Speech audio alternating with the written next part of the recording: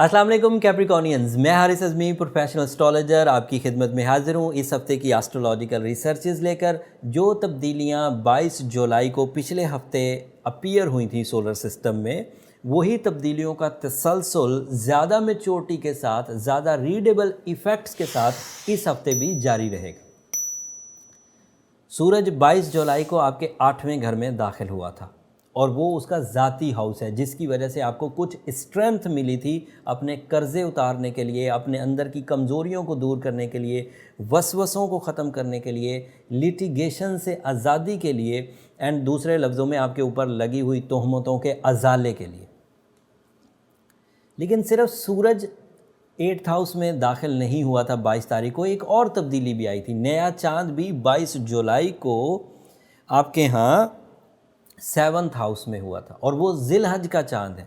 And you know, जिस तरह रातों में सबसे कीमती रात, सबसे ज़्यादा स्पिरिचुअल नाइट लैलतुल कदर होती है, इसी तरह दिनों में सबसे कीमती दिन जिलहज के ये बड़े 10 दिन हैं। और इन बड़े 10 दिनों में यौम अरफात, हज वाला दिन सबसे कीमती दिन है, क्योंकि उस दिन का रोज़ा रखने वाला आदमी अल्लाह ताला की तरफ से उसके एक साल के पिछले और एक साल अगले गुनाह माफ़ होते हैं।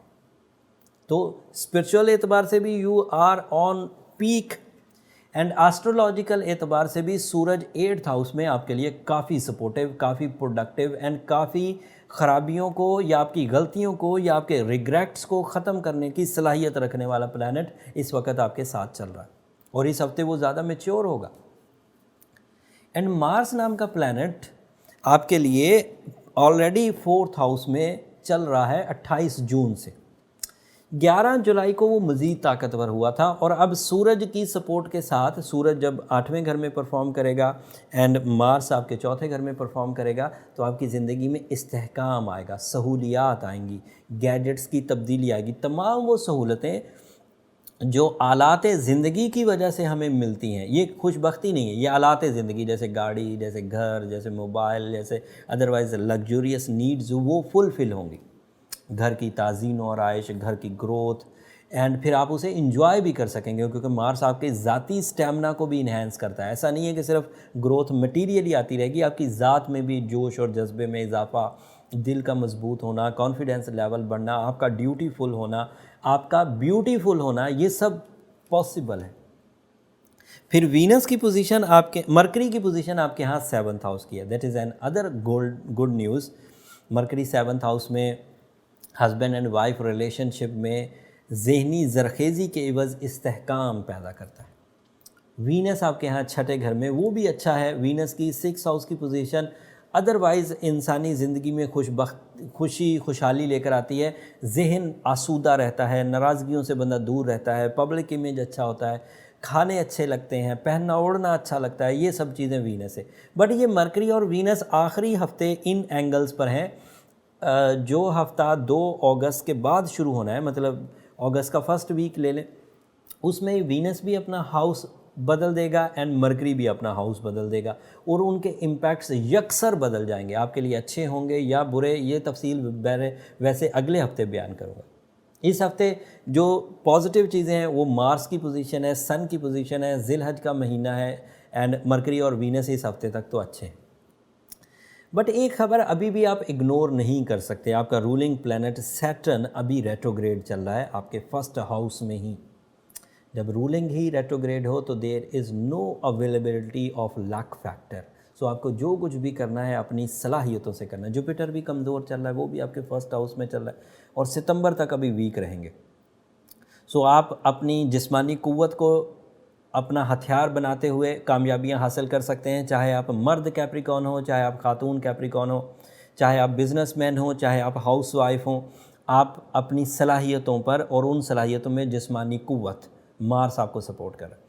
दूसरी ताकत आपके पास जो मुयस्सर है वो सन की सपोर्ट है। That means you have strong planning and resources.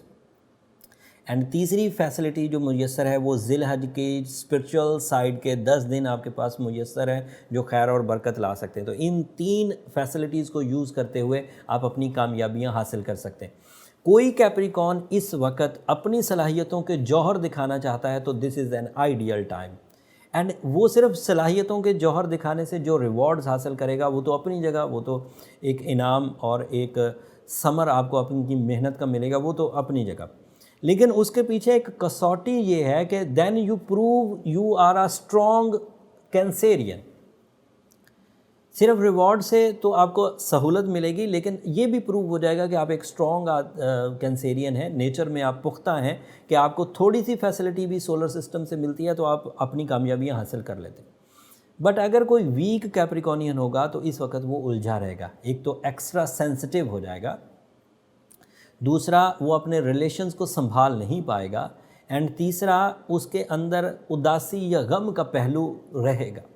But अगर वो सूरज शम्स पढ़े इन बड़े 10 दिनों में, आइडियल है, खैर और बरकत के लिए बहुत उम्दा है, तो उसकी वो उदासी भी ख़त्म हो जाएगी। एंड एज अ कैप्रिकॉर्नियन अगर रूबी या फिर ब्लू सफ़ायर सैटर्न को बैलेंस करने के लिए अगर पहने तो दोनों अच्छे रहेंगे। अगर उम्र 25 साल से 40 साल के दरमियान है तो 8 कैरेट इनफ है, बट फाइन क्वालिटी का ब्लू सफ़ायर या रूबी यूज़ करिए। लकी डिजिट आपका 4 है एंड लकी कलर आपका रेड रहेगा।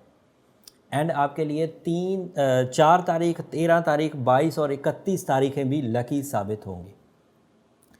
इन सब चीज़ों को अगर आप मैनेज करके चलेंगे तो टाइम को बहुत अच्छे अंदाज से यूज़ करके अपनी ज़िंदगी की कामयाबियां हासिल कर पाएंगे। जो टाइम बिहेवियर एस्ट्रोलॉजिकली अब शुरू है 22 अगस्त से, ये दिन ब दिन ताकतवर होता जाएगा। जिस तरह से आप अपनी फितरत को ताकतवर करते जाएंगे उसी तरह आपके rewards, respect and material sector भी ताकतवर होता जाएगा। बट अगर आप सुस्त कैप्रिकॉर्नियन साबित हुए, नॉन प्लानिंग, आपके प्लान अच्छे ना हुए, तो फिर आपको ये टाइम तकलीफ़ देगा। सब लोग आगे बढ़ते जाएंगे और आप रुके रहेंगे।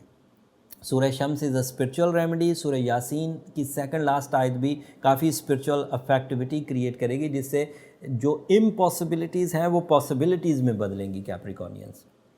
उम्मीद करता हूँ ये जो मैंने इन्फॉर्मेशन इस हफ़्ते की दी है ये आप समझे होंगे। टेक्निकल एंड प्रोफेशनल अंदाज से मैंने सारी चीज़ें बयान कर दी।